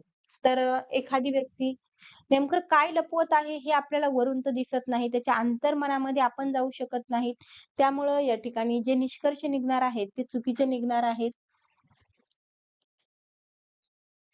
त्यानंतरची पुढची पद्धत आहे ती म्हणजे सर्वेक्षण पद्धती. तर सर्वेक्षण म्हणजे काय? तर पाहणी करणे. समजा उदाहरणार्थ आता टी परीक्षा किती लोक देत आहेत, त्याच्यामध्ये स्त्रिया किती आहेत, पुरुष किती आहेत. तर याची काय करणे, एक प्रकारे यादी तयार करणे, सर्व्हे करणे. त्यालाच काय म्हणतात? तर सर्वेक्षण पद्धती असं म्हणतात. तर बघा, एका विशिष्ट वयोगटातील अध्ययनार्थी कोणती पुस्तके वाचतात किंवा कोणत्या गोष्टी ऐकतात, या प्रश्नांची उत्तरे शोधण्यासाठी सर्वेक्षण करणे. की उदाहरणार्थ, इयत्ता 5वी विद्यार्थ्यांमध्ये कोणकोणते विद्यार्थी कोणत्या पुस्तकांचा वापर करतात, म्हणजे शालेय पुस्तकं सोडून दुसरी अवांतर पुस्तकं कुठली वाचतात. गाण्यांची म्हणजे कवितांची पुस्तकं असतील किंवा मग कहाणीची पुस्तकं, गोष्टींची पुस्तकं असतील, तर कोणत्या विद्यार्थ्यांना कोणती पुस्तकं वाचायला आवडतात, याच्याविषयीचा सर्व्हे केला जाणार आहे. मग त्या ठिकाणी एक आकडा आपल्या समोर येणार आहे, की विशिष्ट विद्यार्थी एवढे-एवढे विद्यार्थी काय करतात, तर कवितांचं वाचन करतात. एवढे-एवढे विद्यार्थी काय करतात, तर गोष्टींचं वाचन करतात. अशा पद्धतीनं ही पद्धती असते. त्यानंतर बघा याच्यामध्ये मुख्य 2 साधनं आहेत. कुठले 2 साधनं आहेत? तर याचा आपल्याला सविस्तर अभ्यास करायचा आहे. तर यामध्ये आहे बघा मुलाखत आणि दुसरी आहे प्रश्नावली. मग मुलाखत म्हणजे नेमकं काय असतं? तर मुलाखत 2 व्यक्तींमध्ये काय असते? एक प्रकारे चर्चा असते. तर एक व्यक्ती म्हणजे मुलाखत घेणारी व्यक्ती असते आणि दुसरी मुलाखत देणारी व्यक्ती असते. मग त्या व्यक्तीमध्ये काय होत असते? चर्चा होत असते आणि त्या ठिकाणी त्या व्यक्तीविषयीची जी माहिती आहे, ती काढून घेण्याचा प्रयत्न या ठिकाणी केला जातो. त्यानंतर आहेत बघा प्रश्नावली. प्रश्नावलीमध्ये कसं असतं, तर 2 प्रकारचे प्रश्न असतात. एक असतात बद्ध प्रश्न आणि एक असतात मुक्त प्रश्न. मग बद्ध प्रश्नामध्ये कसं असतं, फक्त हो किंवा नाही मध्ये उत्तर द्यायचं असतं आणि मुक्त प्रश्नामध्ये विस्तृत उत्तरं द्यायची असतात. जसं की परीक्षेमध्ये प्रश्न असतात ना, सविस्तर उत्तरे लिहा त्या पद्धतीनं. तर याची आपण डिटेलमध्ये माहिती घेऊया. याच्यावर पण प्रश्न विचारले जातात. तर सुरुवात करत आहोत आपण मुलाखतीपासनं. तर सर्वेक्षण पद्धतीचे जे काही 2 साधनं आहेत, ज्या गोष्टीतून आपण सर्व्हे करू शकतो, तर त्यातील पहिलं साधन आहे ते म्हणजे मुलाखत. तर बघा मुलाखत 2 व्यक्तीत घडून येते. किती व्यक्तीत घडून येते? तर 2 व्यक्तीत घडून येते. मी आताच तुम्हाला सांगितलेलं आहे, की मुलाखत काय घेणारी आणि देणारी अशा 2 व्यक्ती असतात. तर त्यातील एक व्यक्ती मुलाखत घेणारी, तर दुसरी मुलाखत देणारी व्यक्ती असते. त्यानंतर मुलाखतीतून खरी माहिती निष्पन्न होण्यासाठी मुलाखत काय करावी लागते? रंगवावी लागते. त्यानंतर मुलाखत घेणे, ती रंगवणे ही एक काय आहे? कला आहे. असं सहज कोणीही उठून त्या ठिकाणी मुलाखत घेऊ शकत नाही. तर त्यासाठी एक विशिष्ट कला माणसामध्ये असली पाहिजे. मुलाखत घेणाऱ्या व्यक्तीला मुलाखत घेण्याचे तंत्र आत्मसात करणे गरजेचे असते किंवा करावे लागते. त्यानंतर बघा मुलाखत पद्धतीतील दोष या ठिकाणी आपल्याला पाहायचे आहेत. मग काय दोष आहेत त्याच्यामध्ये? तर बघा, फार कमी वयाच्या बालकांना मुलाखत तंत्र उपयुक्त ठरणार नाही. ते खूप छोटं मूल आहे आणि त्याला आपण जर काही प्रश्न विचारून त्याच्याकडनं माहिती काढायचं ठरवलं, तर ते काय योग्य ठरणारं नाहीये. त्यानंतर तेवढी शारीरिक व मानसिक पक्वता या छोट्या मुलांजवळ नसते. त्यानंतर या बालकाविषयीची माहिती पालकाकडून त्याच तंत्राच्या आधारे मिळवता येते. परंतु त्यात पुष्कळ वेळा अतिशयोक्ती माहिती, अतिरंजक माहिती असू शकते. मग आपण काय करणार, की याच पद्धतीचा उपयोग करून त्या बालकाविषयी, कारण ते बालक तर काय आहे, लहान आहे. मग आपण काय करणार, की त्याच्या वडिलांकडनं, त्याच्या आईकडनं ती माहिती काढण्याचा प्रयत्न करणार. परंतु जेव्हा आपण त्या बालकाविषयी त्याच्या पालकांना विचारू, तेव्हा त्या ठिकाणी ते अतिरंजक माहिती देण्याची शक्यता असते. त्याचबरोबर जे नाही ते पण सांगण्याची त्याच्यामध्ये शक्यता असते. त्यामुळं या ठिकाणी ही जी पद्धती आहे, जी आपण मुलाखत पद्धत वापरत आहोत, ती त्या ठिकाणी अयोग्य ठरणार आहे. म्हणजे हा पण काय त्याचा दोष आहे. त्यानंतर बघा, बालकाविषयीची माहिती मुलाखतीतच पडताळून पाहता आली पाहिजे. लगेचच्या लगेच आपल्याला त्याचा पडताळा पण घेता आला पाहिजे. जर नाही घेता आला, तर ते पण चुकीचं आहे. बघा, मुलाखतीद्वारे वस्तुनिष्ठ माहिती मिळाली पाहिजे. फक्त आपल्याला वस्तुनिष्ठ माहिती गोळा करायची आहे. अतिरंजक किंवा अतिशयोक्ती नको आहे. काही वेळा मुलाखत देणारे दोष लपवण्याचा प्रयत्न करतात. नसलेले गुण चिटकवण्याचा प्रयत्न करतात. अतिरंजित माहिती देतात. तर हे सर्वच्या सर्व याचे काय आहेत? दोष आहेत. म्हणजे एकतर आपल्याला जे पाहिजे ते मिळत नाही, तर त्याला काही चिटकवून म्हणजे जास्तीची माहिती सांगितली जाते. स्वतःमधले दोष लपवून त्या ठिकाणी स्वतःविषयी चांगले-चांगले गोष्टी सांगितल्या जातात आणि त्यामुळं आपलं जे काही मुलाखत तंत्र आहे, ते या ठिकाणी काय निष्फळ ठरणार आहे. बघा, हे सर्व दोष टाळून मुलाखत घेण्याचे तंत्र हस्तगत करणे हे खरे कौशल्य आहे. तर या ज्या सगळ्या गोष्टी आहेत, त्या सर्व टाळता आल्या पाहिजेत आणि त्यातून मुलाखत आपल्याला घेता आली पाहिजे आणि हीच खरी काय आहे, तर कौशल्याची गोष्ट आहे. त्यानंतरचं तंत्र आहे किंवा साधन आहे सर्वेक्षण पद्धतीतलं, ते म्हणजे प्रश्नावली. तर बघा, प्रश्नावलीत काही बद्ध प्रश्न असतात, तर काही कसे असतात, मुक्त प्रश्न असतात. मग बद्ध प्रश्नांची उत्तरे होय किंवा नाही एवढीच अपेक्षित असतात. तर मुक्त प्रश्नांची उत्तरे सविस्तर हवी असतात. आपल्याला सविस्तर उत्तर मिळालं पाहिजे. त्यानंतर बघा, प्रश्नावलीतील प्रश्न सुटसुटीत व सोप्या भाषेत असावे लागतात. प्रश्नावली प्रदीर्घ असू नये. म्हणजे प्रश्नासाठी जे आपण प्रश्न बनवत आहोत, त्याच्यासाठी भाषा सोपी वापरली पाहिजे. ते योग्यरित्या आपण त्या ठिकाणी तयार केले पाहिजेत. प्रदीर्घ म्हणजे खूप मोठे पण असू नयेत. जसे की आपल्याला टी प्रश्न विचारतात बघा मानसशास्त्राचे. खूप मोठे-मोठे असतात, की आपण काय म्हणतात ते वरचं वाचून खाली येईपर्यंत वरचं विसरून जातं. मग परत जाऊन आपल्याला वरचं वाचावं लागतं. अशा पद्धतीचे प्रश्न असू नयेत प्रश्नावलीमध्ये. बघा, त्यानंतर आपण पाहत आहोत, तयार केलेली प्रश्नावली संबंधित अध्ययनार्थ्यांना देऊन उत्तरे त्यांच्याकडून लिखित स्वरूपात एकत्रित केली जातात. त्या आधारे सर्वेक्षण करून त्याचे विश्लेषण केले जाते. त्यानंतर निष्कर्ष काढले जातात. म्हणजे प्रश्नावली दिल्याच्या नंतर विद्यार्थी त्याच्यावर काय करणार? उत्तर लिहिणार आणि त्यावरून आपल्याला योग्य ते निर्णय घ्यायचे आहेत. म्हणजेच निष्कर्ष काढायचे आहेत. त्यानंतर पहा, सर्वेक्षण पद्धतीची वैशिष्ट्य. ती 2 साधनं होती. कोणती साधनं होती? तर मुलाखत आणि प्रश्नावली. मग त्या ठिकाणी आपण त्याची सविस्तर माहिती घेतल्याच्या नंतर आता सर्वेक्षण पद्धतीची वैशिष्ट्ये या ठिकाणी पाहत आहोत.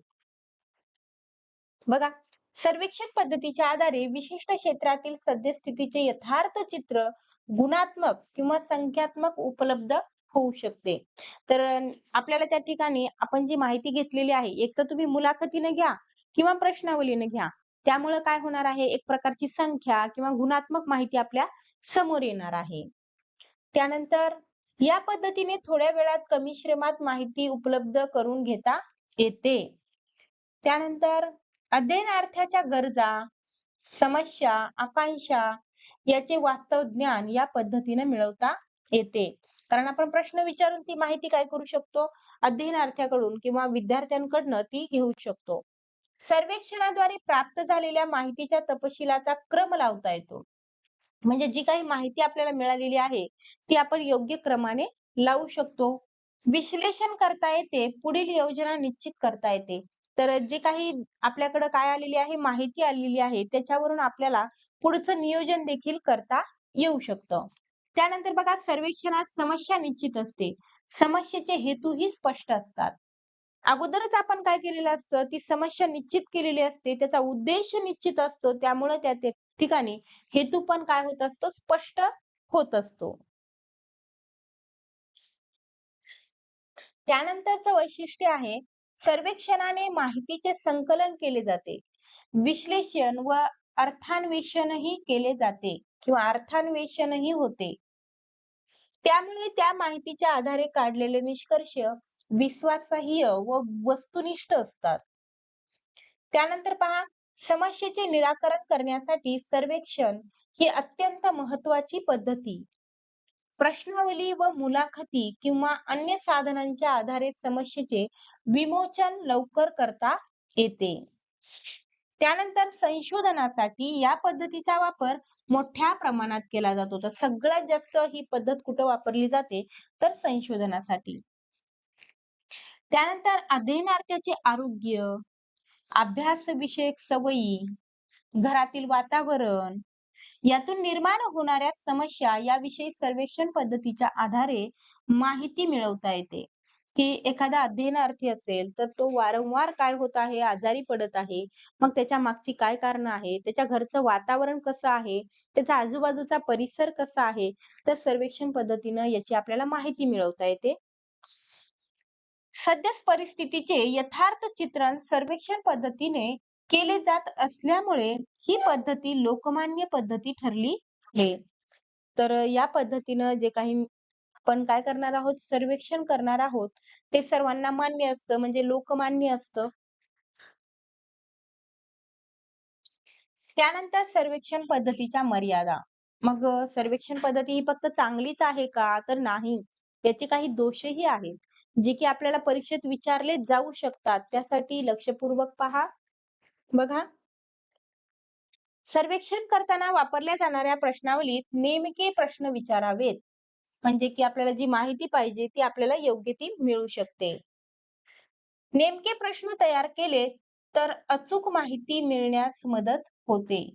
तर आपण प्रश्न तयार करत असताना आपल्याला नेमके प्रश्न विचारावे लागतात. मग नेमके प्रश्न कोणते असतील, ज्याने की आपल्याला जे पाहिजे ती माहिती मिळणार आहे. तर असे प्रश्न तयार करणं हे काय असतं, तर कठीण काम असतं. तर ती आपल्याला मर्यादा या ठिकाणी दिसून येईल. त्याचबरोबर खरी माहिती दडवून ठेवून आदर्श उत्तरही दिली जातात. त्यामुळे या पद्धतीत विश्वसनीय माहिती मिळेलच असे ठामपणे सांगता येत नाही. कारण की कोणीही व्यक्ती अशी नाहीये, की स्वतःमधले काय सांगणार आहे, दोष सांगणार आहे. प्रत्येक जणाला काय वाटतं, की आपल्याला कोणीही चांगल्या नजरेनं पाहावं म्हणून आपण काय करणार आहोत, तर चांगले-चांगले गुण सांगण्याचा प्रयत्न करणार आहोत. तर अशा पद्धतीनं आपण ठामपणेच त्या ठिकाणी जे निष्कर्ष निघालेले आहेत ते बरोबरच आहेत असं म्हणू शकत नाहीत. त्यानंतर लहान मुले, श्रवण व वाचादोष असणारी व्यक्ती, मानसिक स्थिती अयोग्य असणाऱ्या व्यक्ती यांच्याकडून सर्वेक्षण पद्धतीत माहिती मिळवता येत नाही. तर लहान मुलं आहेत ज्यांना की श्रवण दोष आहे, त्याचबरोबर ते बोलू शकत नाहीत आणि त्याचबरोबर त्यांची मानसिक स्थिती अयोग्य आहे. तर अशा व्यक्तीकडनं सुद्धा आपण माहिती गोळा करू शकत नाही. तो पण दोष होईल. या पद्धतीस उत्स्फूर्त भावना, विचार, प्रतिक्रिया यांची सखोल माहिती मिळवता येत नाही. तर या ठिकाणी येते लिहिलंय परंतु येत नाही. तर उत्स्फूर्त भावना असतील, समजा उदाहरणार्थ रागाच्या भावना असतील, दुःखाच्या भावना असतील, एखाद्याचे विचार असतील, प्रत्येकाचे विचार वेगळे-वेगळे असतात, प्रत्येकाच्या प्रतिक्रिया वेगवेगळ्या असतात. तर याच्याविषयी पण माहिती मिळवता येत नाही. त्यानंतर या पद्धतीत मानसिक प्रक्रिया व वर्तन यांचा अल्पसा भाग विचारात घेता येतो. सर्वेक्षण पद्धतीचा स्वीकार फार मोठ्या प्रमाणात केला जातो. तर बघा, एखाद्या छोट्याशा गोष्टीवरून त्याचा पूर्ण निष्कर्ष काढणे किंवा पूर्ण गोष्टींचा सखोल अभ्यास करणं हे काय कठीण काम असतं किंवा होऊ शकत नाही. त्यामुळं हा पण आपल्याला दोष म्हणता येईल. त्यानंतरची पुढची पद्धत आहे ती म्हणजे जीवन वृत्तांत पद्धत. तर जीवन वृत्तांत पद्धत यालाच काय म्हणतात तर केस स्टडी असं पण म्हणतात.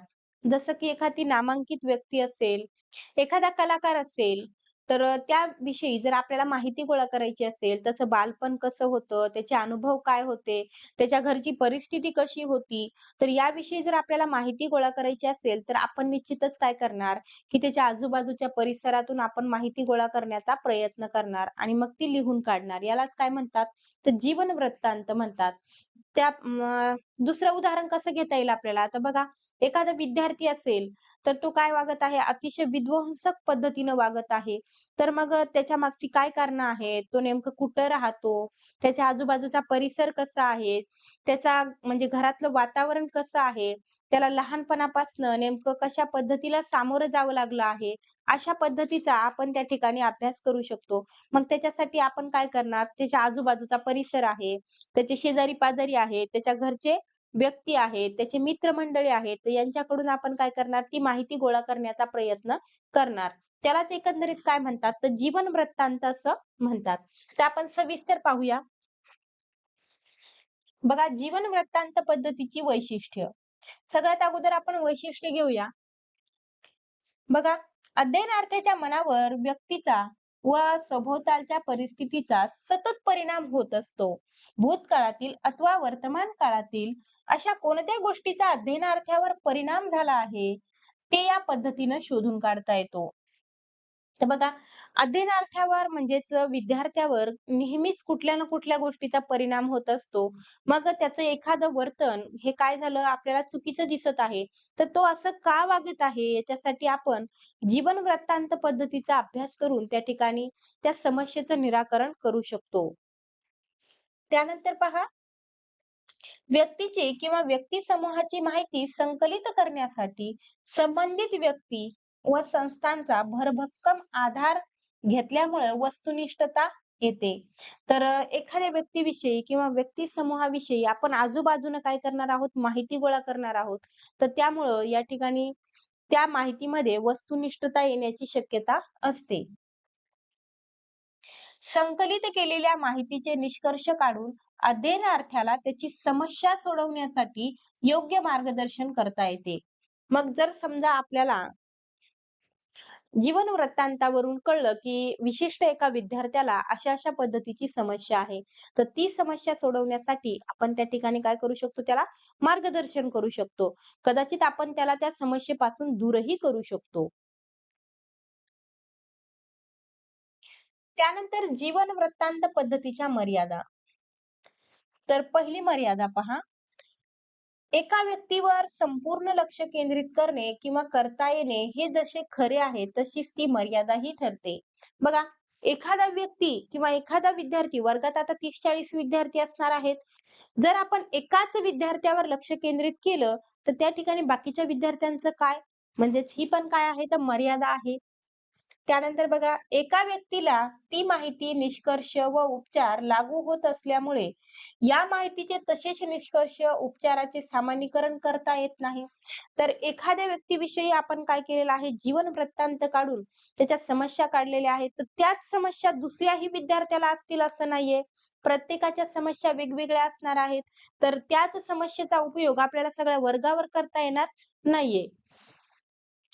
त्यानंतर बघा, व्यक्तीसंबंधी माहिती गोळा केली, तर ती एकांगी असू शकते. म्हणजे या ठिकाणी आपण जी काही माहिती गोळा केलेली आहे, ती एकाच बाजूने दिलेली असू शकते. तो पण काय होणार आहे, दोष होणार आहे. जीवन वृत्तांत पद्धती अधिक वेळ खाणारी व खर्चिक पद्धत आहे. याच्यामध्ये खूप वेळ जाणार आहे. एका-एका विद्यार्थ्याची जर आपल्याला काय केली, आपण केस स्टडी केली, तर खूप आपला वेळ खर्च होणार आहे. त्याचबरोबर पैसाही खर्च होणार आहे. त्यानंतर विद्यार्थ्यांचा अभ्यास करणाऱ्या शिक्षकाजवळ सुविधा उपलब्ध नसल्यामुळे या पद्धतीला पुस्तकी स्वरूप प्राप्त होण्याची दाट शक्यता असते. या पद्धतीचा वापर मोठ्या प्रमाणात करणे व्यावहारिक पातळीवर अवघड आहे. तर बघा, प्रत्येक विद्यार्थ्यामध्ये नेमके दोष कशामुळे आलेले आहेत. मग प्रत्येकाची केस स्टडी करणं हे काय आहे, खूप जोखमीचं किंवा खूप कठीण काम आहे. त्यामुळं काय करणार मग शिक्षक, एका जागी बसून काय करणार, त्याच्याविषयी सगळी माहिती लिहून काढणार. म्हणजे एक प्रकारे पुस्तकी स्वरूप त्याला प्राप्त होत आहे. तो विद्यार्थी असं का वागत आहे? तर ते ठिकाणी बसल्या-बसल्या काय करणे सगळं गोष्टी भरणे. मग तशाच गोष्टी दुसऱ्या विषयी पण भरणे म्हणजे एक प्रकारे पुस्तकी स्वरूप या ठिकाणी प्राप्त होत आहे. आणि मग व्यावहारिक पातळीवर त्याचा पडताळा घेणं किंवा त्या गोष्टी एकमेकांसोबत जुळवणं म्हणजे कठीण काम आहे. त्यानंतर पहा, अध्ययनार्थाविषयी सांगितलेली विशेषतः इतरांनी सांगितलेली माहिती पूर्वग्रह दूषित केवळ ऐकीव स्वरूपाची असू शकते.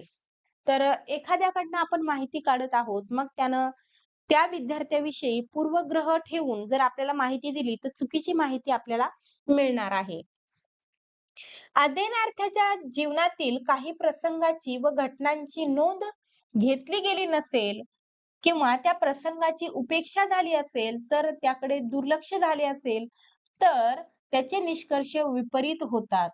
म्हणजे ज्या गोष्टी चांगल्या किंवा वाईट घडलेल्या आहेत, परंतु त्याचं निरीक्षण केलेलं नाही, त्याच्या नोंदी घेतलेल्या नाहीत, तर अशा वेळी जे काही निष्कर्ष निघणार आहेत, ते काय निघणार आहेत? चुकीचे निघणार आहेत. त्यानंतर पहा, यातून काढलेले निष्कर्ष अपुऱ्या माहितीमुळे अचूक असतातच असे नाही. त्यामुळं आपण जी काही केस स्टडी करत आहोत, यातून निघणारे निष्कर्ष हे योग्यच असतील असं आपल्याला म्हणता येणार नाही. तर विद्यार्थी मित्रांनो, या ठिकाणी आपण वर्तन अभ्यास पद्धतीचा सविस्तर अभ्यास केलेला आहे. जे प्रश्न आपल्याला आतापर्यंत ज्या घटकावर प्रश्न आलेले आहेत, ते पण घटक आपण घेतलेले आहेत. जे पुढे येऊ शकतात असेही घटक आपण या ठिकाणी घेतलेले आहेत. तर यानंतर आपण काय करणार आहोत, तर जे काही प्रिव्हियस इयरला प्रश्न विचारण्यात आलेले आहेत, ते आपण या ठिकाणी घेऊया. बघा प्रश्न पहिला आहे, खालीलपैकी कोणती निरीक्षण पद्धतीची वैशिष्ट्ये आहेत? तर हा प्रश्न कधी आलेला आहे ते पण आपण या ठिकाणी मेन्शन केलेलं आहे. तर निरीक्षण पद्धतीची वैशिष्ट्ये तुम्हाला या ठिकाणी शोधायची आहेत. बघा, निरीक्षण नैसर्गिक व कृत्रिम परिस्थितीत करता येते. काय आहे तर पहिलंच वैशिष्ट्य या ठिकाणी दिलेलं आहे. पहिलंच विधान या ठिकाणी दिलेलं आहे, की निरीक्षण नैसर्गिक व कृत्रिम परिस्थितीत करता येते. तर हे काय आहे? योग्य आहे. त्यानंतर निरीक्षणाच्या नोंदी अनेक प्रकारे करता येतात. करता येतात का? तर हो, करता येतात. निरीक्षणासाठी सुधारित साधनांचा वापर करणे शक्य असते. तर असते. या पद्धतीनं मानव व प्राणी यांचा सामाजिक अभ्यास करता येतो. हा पण मुद्दा पण घेतला होता जेव्हा आपण निरीक्षण पद्धतीचे काय पाहत होतो? फायदे पाहत होतो तेव्हा किंवा वैशिष्ट्ये पाहत होतो. तर अशा पद्धतीनं हे चारही विधानं काय आहेत? निरीक्षण पद्धतीची वैशिष्ट्ये आहेत. तर या ठिकाणी आपलं योग्य उत्तर काय आहे? पर्याय क्रमांक 4. त्यानंतरचा प्रश्न आहे, बघा, विज्ञाननिष्ठ भूमिकेवर आधारलेल्या मानसशास्त्राचा पाया घालून वेदना, भावना आणि कल्पना यांच्या अभ्यासावर विशेष भर पुढीलपैकी कोणी दिला? तर विद्यार्थी मित्रांनो, कालच्या लेक्चर मधील हा प्रश्न आहे. सहज दिसला म्हणून मी या ठिकाणी घेतलेला आहे. तर बघा, मानसशास्त्राच्या भूमिकेतून म्हणजे एक प्रकारे प्रायोगिक पद्धतीने जर विचार कोणी केला असेल, मानसशास्त्रामध्ये सर्वप्रथम प्रायोगिक पद्धती कोणी आणली असेल, तर ती आणली विल्यम वुंट यांनी. मग त्यांना सुरुवातीलाच काय केलं, तर प्रेरणा असेल, भावना असतील किंवा कल्पना असतील, या गोष्टींचा विचार त्यांनी केलेला आहे किंवा विशेष अभ्यासावर भर दिलेला आहे. तर ते आहेत विल्यम वुंट. त्यानंतर पहा, प्रश्न आहे, मानसशास्त्राविषयी कोणती विधाने लागू पडत नाहीत? तर बऱ्याच वेळेस नाहीत जेव्हा विचारलं जातं, तेव्हा त्याच्याकडे थोडंसं काय करायचं, लक्ष देऊन पाहायचं. तर कोणतं विधान मानसशास्त्राला किंवा मानसशास्त्राविषयी लागू न पडणार आहे ते आपल्याला पाहायचंय. बघा, शैक्षणिक मानसशास्त्र अध्ययनकर्त्याचे शैक्षणिक वर्तन व शैक्षणिक वातावरणाचा अभ्यास करते. तर हे काय आहे विधान? योग्य आहे, लागू पडणार आहे. इथं आपल्याला काय तर निगेटिव्ह शोधायचं आहे. हे आहे पॉझिटिव्ह. शैक्षणिक मानसशास्त्र शिक्षण कसे द्यायचे हे ठरवते. तर हे पण योग्य आहे. त्यानंतर बघा, शैक्षणिक मानसशास्त्राचे निष्कर्ष सार्वत्रिकतेच्या दृष्टिकोनातून अचूक व काटेकोर असतात. तर शैक्षणिक मानसशास्त्राचे जे निष्कर्ष असतात, ते अचूक आणि काटेकोर नसतात. तर हे विधान काय आहे? चुकीचं आहे, निगेटिव्ह आहे. म्हणजेच येस, हेच आपलं काय आहे तर उत्तर आहे. त्याचबरोबर शैक्षणिक मानसशास्त्र हे वर्तनवादी शास्त्र आहे, हे पण काय आहे? योग्य आहे. पुढे जाऊया. खालीलपैकी कोणती वर्तन अभ्यास पद्धती ही शास्त्रशुद्ध, वस्तुनिष्ठ असून काढलेले निष्कर्ष अधिक विश्वसनीय असतात? तर अशी पद्धती कोणती आहे? तर अशी पद्धती आहे प्रायोगिक पद्धती. ज्याने की काढलेले निष्कर्ष हे वस्तुनिष्ठ असतात, विश्वसनीय असतात, काटेकोर असतात. तर कोणती आहे ती? प्रायोगिक पद्धती. मी सुरुवातीला पण सांगितलं, की फक्त एकच अशी पद्धती आहे, की जी काय आहे वस्तुनिष्ठ आहे, काटेकोर पद्धतीनं म्हणजे त्यानं काढलेले निष्कर्ष हे योग्य ठरतात, विश्वसनीय असतात. त्यानंतर पुढे जाऊया.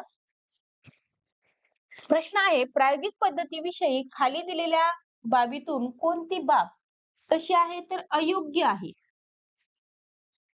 आपल्याला अयोग्य बाब कशाविषयी ओळखायची आहे? तर प्रायोगिक पद्धतीविषयी ओळखायची आहे. तर बघा, या पद्धतीत पूर्वनियोजित वर्तनाचे वस्तुनिष्ठ निरीक्षण केले जाते. तर केले जाते. या पद्धतीत किमान 2 व्यक्तींची गरज असते. तर बरोबर आहे. त्याच्यामध्ये काय असते? तर 2 व्यक्तींची गरज असते. म्हणजेच प्रयोग करण्यासाठी एक प्रयोग करणारी आणि दुसऱ्यावर आपण प्रयोग करतो ती व्यक्ती म्हणजे प्रयोजक आणि प्रयोज्य. प्रयोजकाने प्रयोज्यावर पूर्ण नियंत्रण ठेवणे अनावश्यक असते. अनावश्यक असते का? तर नाही, आवश्यक असते. म्हणजे हे विधान काय आहे? चुकीचं आहे आणि आपल्याला इथं चुकीचंच विधान निवडायचं आहे. म्हणजे आपलं योग्य उत्तर आहे पर्याय क्रमांक 3. तर चौथं विधान बघूयात काय आहे? या पद्धतीत फक्त जिवंत प्राणी मात्रावरच प्रयोग केले जातात. निर्जीव प्राणी मात्रावर प्रयोग केले जात नाहीत. पुढचा प्रश्न. तर बघा, प्रश्न विचारण्यात आलेला आहे. हा प्रश्न 2025 ला विचारण्यात आलेला आहे. तर विद्यार्थी मित्रांनो, पहिल्यांदाच पर्यंक पद्धतीवर प्रश्न विचारण्यात आलेला आहे. प्रश्न कसा आहे ते आपण इथं पाहूया. बघा, जीवन जगत असताना जे वैयक्तिक व सामाजिक अनुभव येतात, त्यावरून विचार करून अनुमान काढायचे, ते शास्त्रशुद्ध असतीलच असे नाही. हे खालीलपैकी कोणत्या पद्धतीने घडून येते? तर जे काही अनुमान काढलेले आहेत ते शास्त्रशुद्ध असतीलच असं खात्री देता येत नाही. तर ती पद्धती कोणती आहे? तर ती आहे पर्यंक पद्धती. मी सुरुवातीला त्याच्याविषयी डिटेलमध्ये माहिती घेतलेली आहे. तेव्हा ते पण तुम्ही काय करा, लक्षपूर्वक वाचा. तर विद्यार्थी मित्रांनो, तुम्हाला हा व्हिडिओ कसा वाटला हे नक्की कमेंटद्वारे कळवा. त्याचबरोबर तुम्हाला नेमके कुठल्या विषयाचे लेक्चर हवे आहेत ते पण आम्हाला अवश्य कमेंटद्वारे कळवा.